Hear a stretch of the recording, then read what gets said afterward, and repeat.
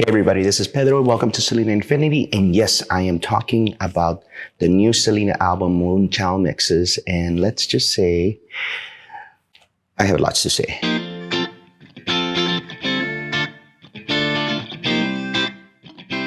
Welcome back to the channel. Don't forget to subscribe and like this video and hit the bell button. And, I'm getting better at asking to do these things.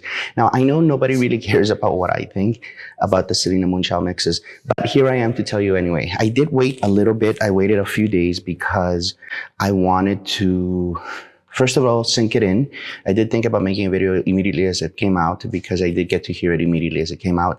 And I thought, no, let people make their own opinions first. Let, the album sell how they're supposed to be sell. Not that I would have any impact on it, but I know that when something new comes out, I do like to go immediately and go hear what other people think, particularly if there's cost involved. And for some of you that don't have some streaming devices, there must have been a cost involved.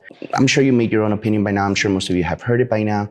And so this review won't really affect either how you feel about it or whether you're going to purchase it or not. But I still want to be able to tell what I think about this video, being a longtime Selena fan, being a hardcore Selena fan.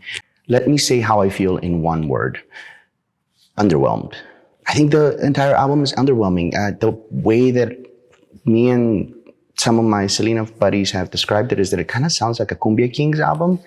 I personally think it sounds like rejected Cumbia King items. Is it a horrible album? No. I mean, it's Selena, so she certainly saves the album with her voice, but the production of it just is baffling to me. I'm really surprised that AB would have done this job on the production of Selena's songs because, to him and to the rest of the family, Selena has always been an incredibly important feature of their lives. So I would have thought that AB would have put a little bit more effort into creating something that sounded not like everything else that he has ever created for the Cumbia Kings. And to me, that's kind of what it sounded like. There's an overuse of the drum machine, the over and over in several of the songs. They kind of blend in together. It's hard to tell when one song has begun and the new one has started. There are a few highlights, but very, very few. So let me just keep talking about the things that I found wrong with it, which was, there was that weird sound that kept being used. It sounded almost like a little mini orchestra hit. There were these crazy futuristic sounds in some of them that I forgot what song it was, but it was like like lasers or like turning on machines or things like that. I don't know if that's what they were going for as far as like the Moonchild aspect of it, the moon, that it's somehow futuristic. But this did not feel futuristic at all. It actually felt dated. It actually felt like they took a step backwards from the originals or even from the anthology. And I love the anthology album. I mentioned that in this channel before, that I have loved the anthology album. And I thought that those were very well done mixes. So I don't understand what this was about. I have a feeling that because this was not produced by Selena's major label that owns her catalog outright, that perhaps not as much funding or not as much oversight was provided. And so perhaps AB is a better songwriter if he has several people that are able to critique his work, that are able to work with him. I don't know. But it seemed like maybe this was just AB doing an AB thing and AB did a Cumbia Kings thing. I just don't get it.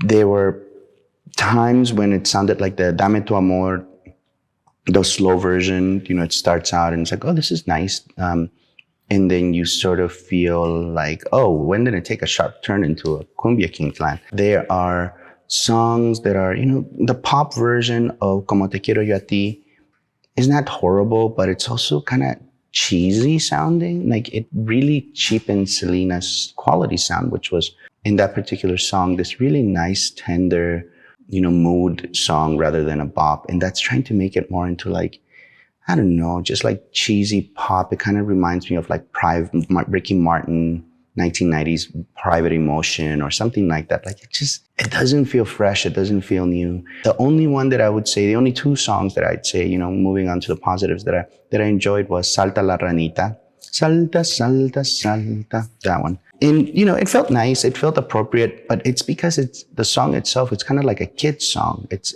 Selena recorded when she was very young, and it's a little bit like a kid's song. So you can update something like that the same way that you can update Baby Shark, and it's not going to upset anybody. Selena wasn't doing particularly anything interesting with her voice in that song. She's just kind of singing a little happy ditty, and, that was that. You'd have to do a lot to ruin that song. It works. It's perfectly fine. The other song that I thought was great was the first single, Como Te Quiero Yo a Ti, which was in that regional mariachi style. I thought that was great. I thought it sounded great. I was hoping that the rest of the album would have a similar feel, but there's just no cohesion other than the fact that most of the songs sound alike. But I say there's no cohesion in that, these are all different songs. Some of them are sad songs, some of them are happy songs, and they all sound the same. There's no mood difference, except for the Como Te Quiero Yo a Ti. I think that sort of feels the appropriate mood. I am not against sad cumbias. I am not against, having songs that work against type, like it's supposed to be a happy song, but it sounds kind of moody, or the opposite way, it's actually a very sad song, but it sounds kind of happy, because a lot of Latin music can do that and can get away with it. It's a contrast. But this felt like they were coming up with the music without ever listening to the song. Some of the endings even feel unfinished. The drum machine just kind of keeps going and then it just kind of stops. To talk about the artwork, I already talked about that I wasn't a fan of the artwork. I am not planning on buying this on CD. I don't see any purpose of having this in my CD collection. I will be hard pressed to listen to the version of these songs over the original or the even better anthology versions of the song. Unfortunately, anthology is on Amazon streaming, which is what I use. This is not something that I necessarily want to have in my music library. This is definitely not a CD that I want to purchase, because the artwork is, to me, uninventive at best, just plain out a bit ugly at worst. And from what I see from other people that purchase the album, it's just like a little leaflet. It's not a booklet. There's nothing in there. And this has been the trend for anything that Q Productions has produced, is that it's just a very simple packaging, incredibly simple packaging.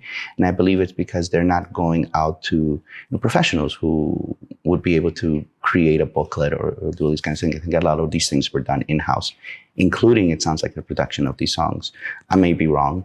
Other songs like Con Tanto Amor, which was produced by Kiki Santaner, which really mixes Selena's vocals with new music. Sounds beautiful. They did a beautiful job. You're able to appreciate Selena's voice in a different way. And that's really what I was looking forward to.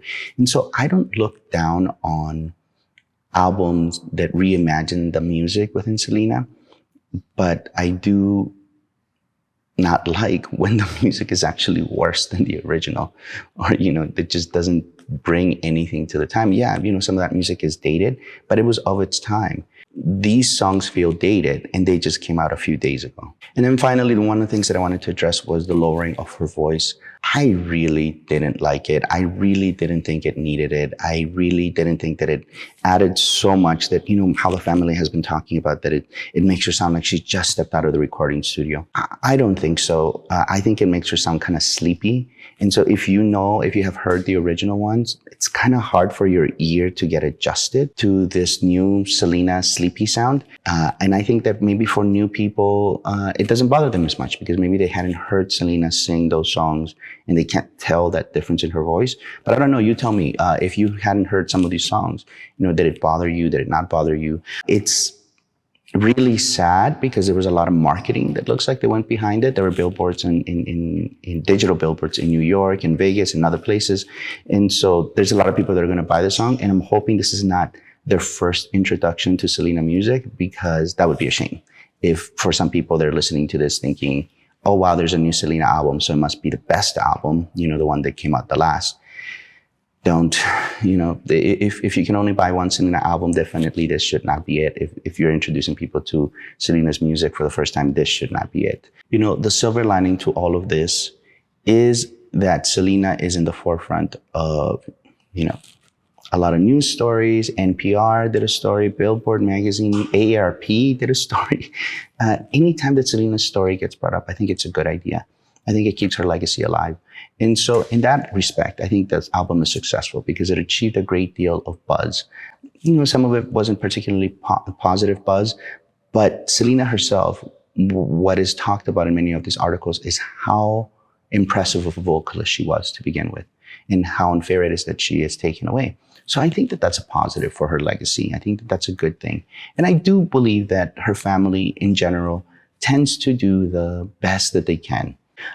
But I really don't think that this is worth your money.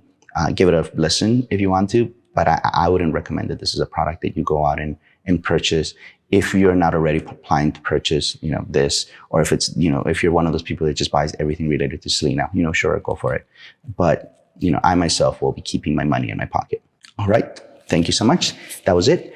I will talk to you soon. Let me know in the comments what you think. And also don't forget to like and subscribe and all of that kind of fun stuff and watch the other videos. All right. Take care.